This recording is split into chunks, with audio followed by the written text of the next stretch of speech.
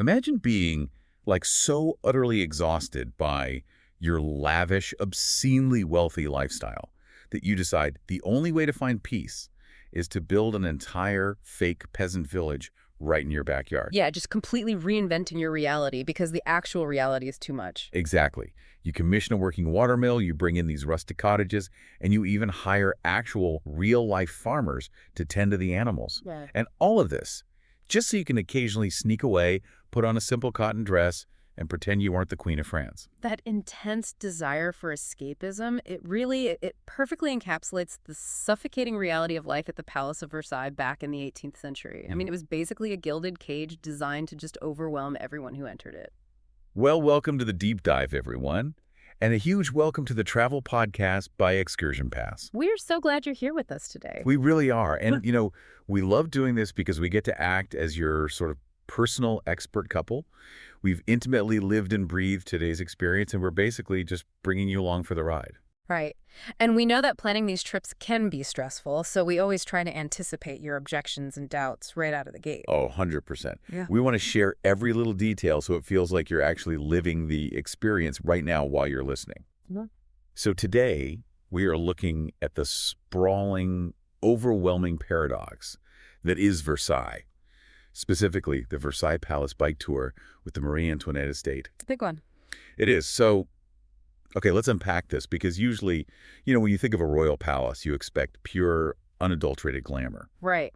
But the reality of modern European travel is that visiting these places can honestly mirror the anxiety of the royals who live there. You're packed shoulder to shoulder with thousands of people. You get lost in gardens that are like the size of a small city, and you're just incredibly stressed. Yeah, that is so true. So for today's deep dive, we are pulling directly from the official ExcursionPass itinerary for this specific 9-hour day trip. Which is a long day. It is a long day. But more importantly, we are cross-referencing that itinerary with hundreds of unfiltered, on-the-ground reviews from travelers who have actually booked this exact Blue Fox travel tour. Right. Getting the real story. Exactly. We're extracting the mechanics of how this whole day is structured to see if it actually delivers on its promise of, an anxiety-free historical immersion. Because I know that seeing a 9-hour tour on an itinerary might make your brain instantly scream like you're going to need a vacation from your vacation. Oh, absolutely. It sounds totally grueling. Right. But our mission today is to show you how this particular logistical setup is actually engineered to bypass all that classic travel stress.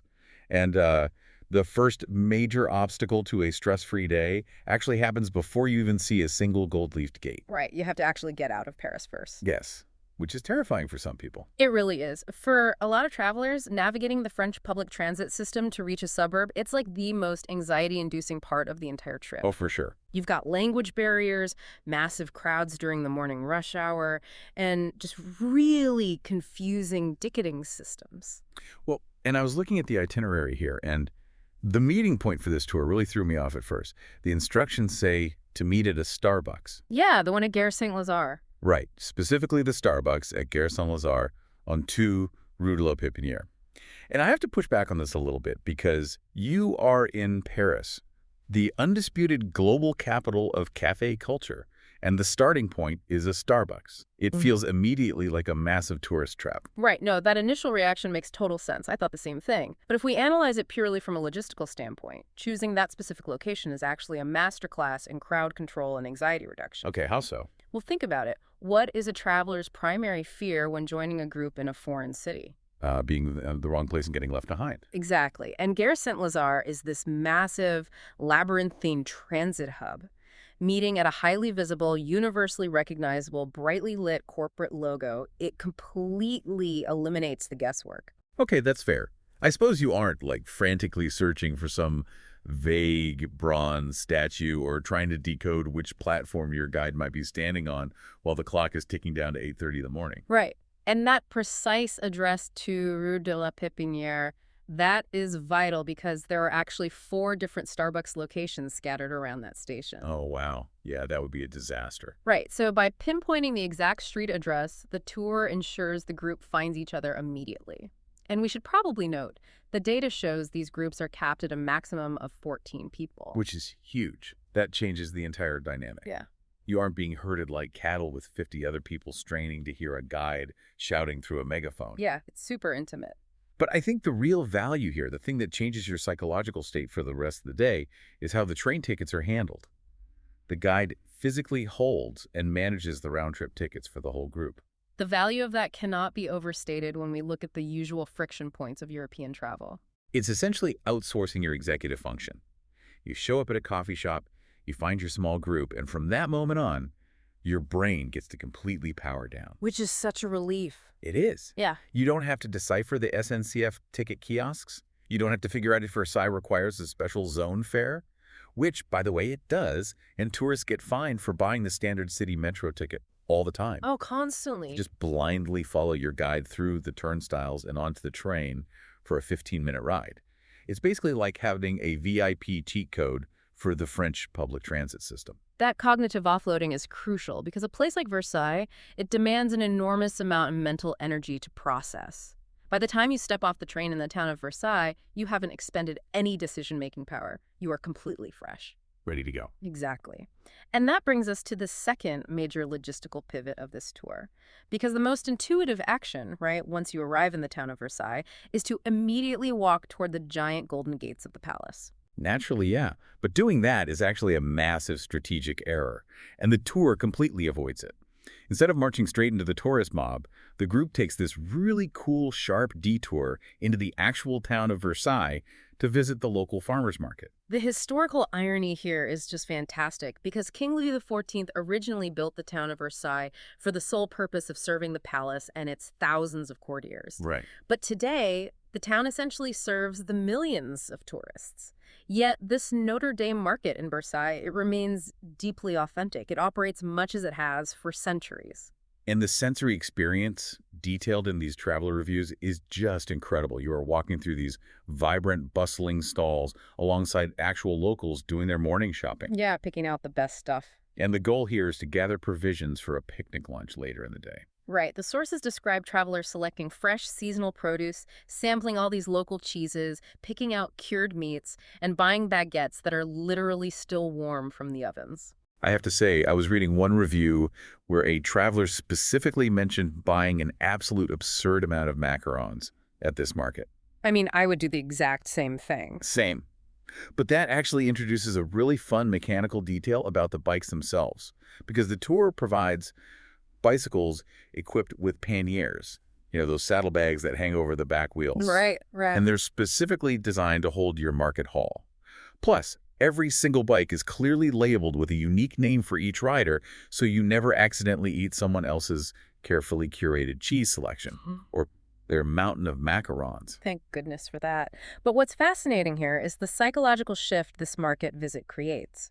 If you follow the standard tourist playbook and go straight to the palace, your dining options later in the day are severely limited. Oh, they're terrible. You end up trapped on the estate, waiting in like a 40-minute line at a crowded, overpriced cafeteria for food that is, by most accounts, incredibly mediocre. Yeah, that sounds miserable. By visiting the market first, you're taking control of your experience. You are engaging directly with French culinary culture. It transforms lunch from a stressful, obligatory chore into a highly anticipated event. I mean, you get to eat your fresh market haul later in the day, picnicking right on the palace grounds, specifically down by the Grand Canal. It just feels so intentional and luxurious. It really does elevate the experience significantly. Although, cross-referencing the traveler feedback, there is a very specific recurring warning about that picturesque picnic by the canal that we definitely need to address. Oh my gosh, the swans. Yes. The swans. I was laughing out loud reading through the reviews.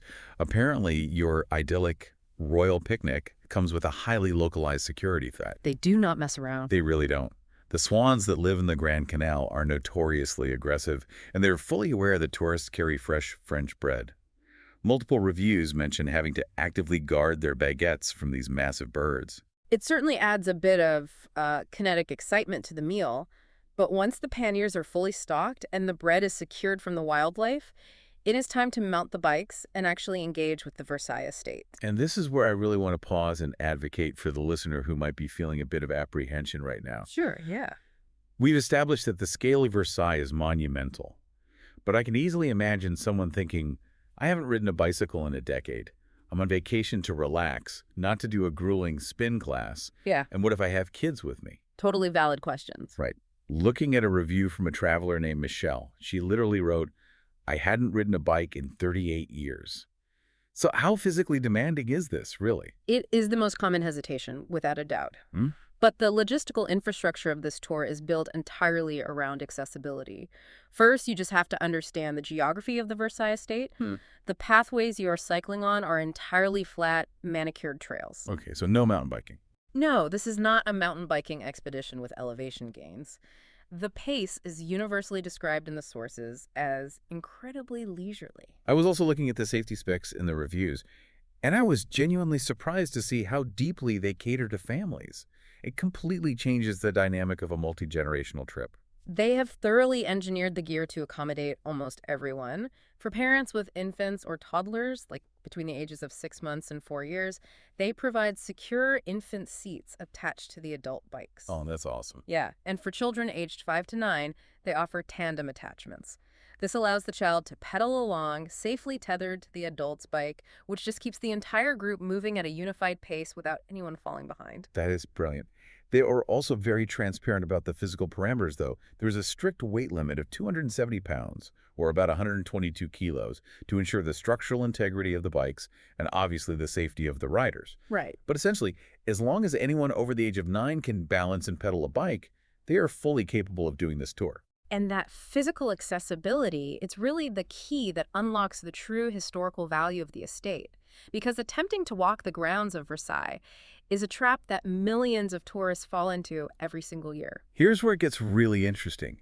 Because of the bikes, you alter your spatial relationship with Versailles. Yeah, it changes everything. King Louis XIV didn't just build a big house. He built a landscape that was specifically designed to make visiting ambassadors feel physically small and exhausted by the time they reached him. It's all psychological warfare. Seriously. The gardens stretch on for nearly 2,000 acres. If you are walking, you are effectively tethered to the main palace. You might make it down the massive staircase to the edge of the gardens, but then you look at a map, you realize the Grand Canal alone is a mile long, and your feet just give out. The bicycles completely neutralize that intimidation factor. They allow you to roll effortlessly through these stunning tree-lined avenues to the distant parts of the royal domain that the vast majority of tourists simply never reach. I kind of think of it like using a drone camera in a movie. When you're on foot, you are stuck in this tight, crowded, ground-level shot, constantly dodging other people. That's a great way to describe it. But the moment you get on the bike, it's like the camera zooms out and pans up. You get this sweeping macro view of the royal domain. You cruise away from the crowds, out to the Grand Trianon, the Petit Trianon, and most importantly, the place we mentioned at the very beginning of this deep dive, Marie-Antoinette's private farm, Le Hameau de la Reine. Right. Le Hameau is arguably the most psychologically fascinating location on the entire estate. To understand why it even exists, you really have to understand the relentless pressure of the French court. Marie-Antoinette had virtually no private life in the main palace. Her entire day was public performance art. Precisely. The court operated on this intensely rigid system of etiquette. From the moment she woke up, a ritual called the levee, she was watched. It's so creepy to think about. It is. Dozens of nobles had specific privileges just to hand her a piece of clothing or watch her put on her makeup. It was a suffocating existence where every single gesture was scrutinized for political meaning. So her solution to this absolute lack of privacy was to retreat to the furthest edge of the estate and construct a deeply idealized, sort of romanticized version of peasant life. Yeah, she built a rustic village, complete with thatched roofs, a dairy, and a watermill. But it wasn't just a stage set, it was a functioning farm. Which is wild. Right. She hired actual peasants to work the land so she could invite her closest friends, dress down in simple muslin gowns, and pretend to live a simple pastoral life far away from the rigid formalities of her husband's court. It is a completely jarring shift in atmosphere. You ride your bike from the epic, geometric, gold-plated grandeur of the main gardens into a space that feels like a quiet country village. It's day and night. But as beautiful as the scenery is, and as helpful as the bikes are for covering ground, the physical environment is really just the canvas. What actually elevates this from a pleasant bike ride in a park to a deeply resonant historical journey It's the guides. Oh, absolutely. The data across hundreds of reviews is remarkably consistent on this front. The guides are the catalyst that makes the history kinetic and memorable. We really have to highlight some of the specific stories from the traveler reviews here, because they perfectly demonstrate the difference between a tour guide who just recites facts and a guy who actively manages an experience. Yeah, definitely. Let's look at Joris, who frequently goes by Joe in the reviews. We found a detailed account from a family who took this tour during a literal record-breaking European heat wave. We're talking temperatures hitting 100 degrees Fahrenheit, around 40 degrees Celsius. Those are genuinely miserable, potentially dangerous conditions for an outdoor 9-hour tour. It's exactly the kind of day where everyone is cranky and just wants to go back to the hotel. But Joris didn't just stand in the sun rattling off dates about the French Revolution. He actively managed the group's physical comfort. Which is so important. He brought a spray bottle and was literally walking around misting the group with cool water during the historical stops just to keep their core temperatures down. And then, to keep morale high during an educational segment near the Trians, he actually performed a full song in French about Marie-Antoinette for the group. Wow. The reviewer was completely floored. They noted that they had no idea their bike tour included a private historical concert. That level of situational awareness and dedication is extraordinary, but it actually isn't an anomaly within this specific tour company. The reviews repeatedly praise guides like Irving, Arnaud, Lena, Gigi, and Michelangelo. A recurring theme in the feedback is their ability to make dense 18th century political history engaging for a massive spectrum of ages. Yeah, there was one fascinating review that detailed how a guide invented historical challenges for the children in the group. Oh, I love this. Right. They could earn little coins at different stops by answering questions or spotting specific architectural details. The parents noted that it kept their 8, 9, and 12-year-olds completely captivated for the entire day. That's incredible. Keeping a modern 12-year-old engaged with the geopolitical nuances of the French Revolution for 9 hours is practically a magic trick. It really is. And if we connect this to the bigger picture, it reveals the structural brilliance of how this 9-hour day is paced.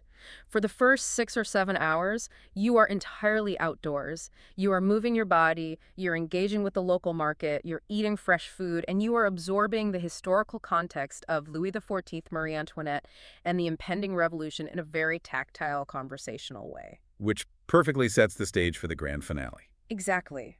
By the time you finally drop off the bikes and walk toward the imposing golden gates of the main palace of Versailles for your timed entry, your perspective is entirely different from the thousands of people standing in line next to you. You actually know what you're looking at. Right. You aren't just walking in to look at pretty old rooms with nice ceilings. You are equipped with the intimate stories, the daily routines, and the psychological context of the people who actually lived and suffered in those rooms. But let me throw one final major objection at you. Okay, let's hear it. You spent all day building this great rapport with your amazing guide. Now you are entering the most famous, heavily crowded part of the estate, the palace itself, featuring the iconic Hall of Mirrors. If this is the very end of a structured tour, don't you feel incredibly rushed inside? Like, what if I am a massive history nerd and I want to stare at the painted ceilings in the King's State apartments for 3 hours? This is where the logistical design of the tour is most elegant. The guided, highly structured portion of the day officially terminates at the palace doors. Wait, really? Yeah. The guide does not take you inside and drag you through the crowded, sweltering palace rooms on a rigid timeline. Oh, that changes everything. It really does. Right before you enter the palace, the guide hands you 2 crucial things: your physical return train ticket to Paris and a map detailing the short 15-minute walk from the palace gates back to the Versailles train station. I see. From that moment forward, you are completely autonomous. You utilize your pre-reserved access to bypass the massive exterior ticket lines, you enter the palace, and you explore the Hall of Mirrors entirely at your own pace. So there's no guide tapping their watch, holding up a little flag, telling you that the bus is leaving in 10 minutes. None of that. You have total freedom. And because those return trains to Paris run continuously every 20 to 30 minutes, you literally just walk back to the station whenever your feet finally give out or you feel completely satisfied with your visit. So what does this all mean for the traveler? It means this specific itinerary has successfully dismantled the travel paradox we discussed earlier. They have engineered a highly structured, expertly guided morning and early afternoon where all the cognitive, friction, the navigation, the train tickets, the bicycles, the historical context, it's all completely handled for you. Yeah. And that is seamlessly followed by a completely independent, untethered late afternoon where you retain ultimate control over your time. It really is the perfect synthesis. You get the Yeah. VIP logistical support when you desperately need it, and the freedom to explore when you want it.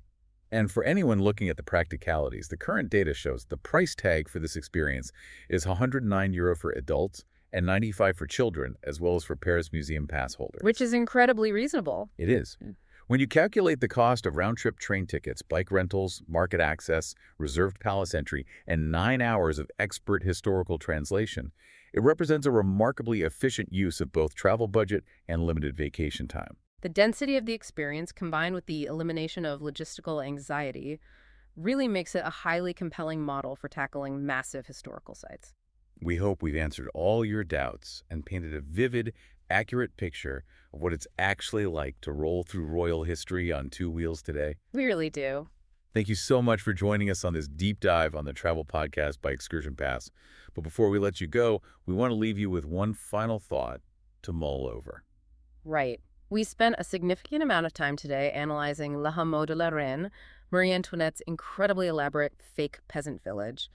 We discussed how she utilized the immense, unmatched wealth of the French crown to build a rustic, functioning farm simply to escape the overwhelming, suffocating stress of her own palace life. It's a wild historical contradiction to wrap your head around. It truly is. And this raises an important question. What does it say about us as modern travelers that we are willing to cross vast oceans, navigate chaotic international train stations, and spend our hard-earned money just to visit her fake escape, all in an effort to escape the overwhelming stress of our own modern lives? Now that is a paradox to think about on your next crane ride. Until next time, keep exploring.